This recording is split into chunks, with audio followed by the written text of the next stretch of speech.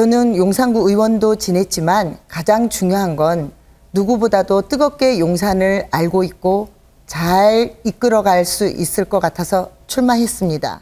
국민의힘 박희영 당선인이 입성했습니다.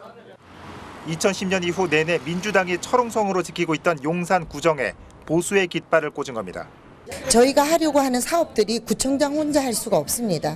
그런 면에서는 정부의 어떤 정책 협조와 서울시의 정책 협조 이런 것들이 잘 이루어져야 되는데 이렇게 정책 공조 원팀이 잘 이루어지면 저희가 용산구가 하려고 하는 사업들을 잘 할 수 있을 것 같습니다.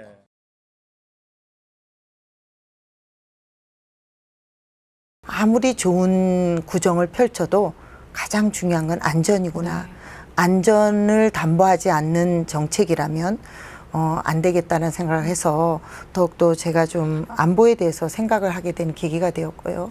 안전만큼 강조해도 아무리 강조해도 지나치지 않는 게 안전이다 이런 생각을 하게 되었고 제 앞으로의 4년 구정에도 안전에 대해서는 더욱더 각별히 앞으로 4년 구정을 잘 이끌어야 되는 부분이라는 결심을 하게 된 부분이기도 합니다. 그래서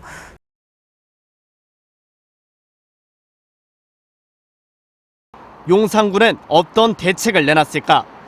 지난 목요일 1시간짜리 대책 회의를 열었습니다. 종합상황실을 운영하고 직원 150여 명이 홍보, 주차, 소음관리, 방역 등을 담당하기로 했습니다. 하지만 대규모 인파에 대비한 안전 대책은 따로 없었습니다.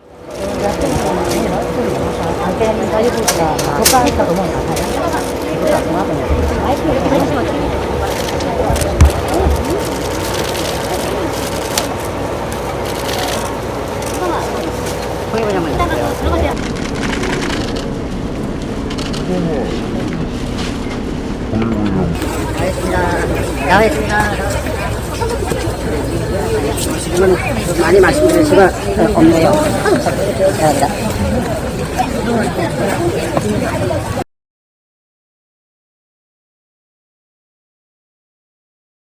이태원 합동 분향소를 찾은 박희영 용산구청장.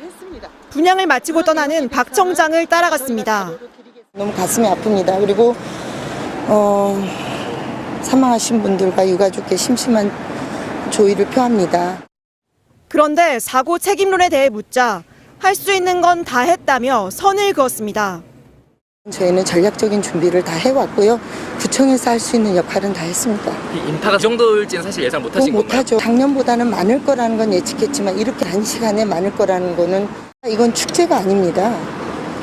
축제면 행사의 내용이나 주최 측이 있는데 내용도 없고 그냥 할로윈 데이에 모이는 일종의 어떤 하나의 그런 현상이라고 봐야 되겠죠.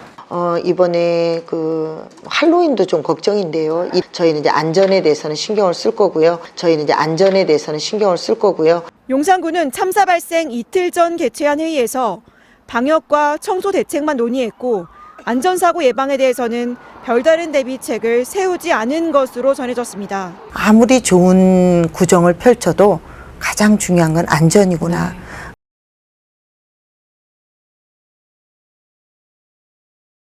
지금 우리 용산이 처한 현안 문제들이 구청장의 혼자의 힘으로 할 수가 없습니다. 결국 서울시와 정부의 정책 공조가 필요합니다. 그렇다면 이 현안들을 풀어낼 수 있는 힘 있는 여당 구청장이 필요합니다. 구청에서 할 수 있는 역할은 다 했습니다.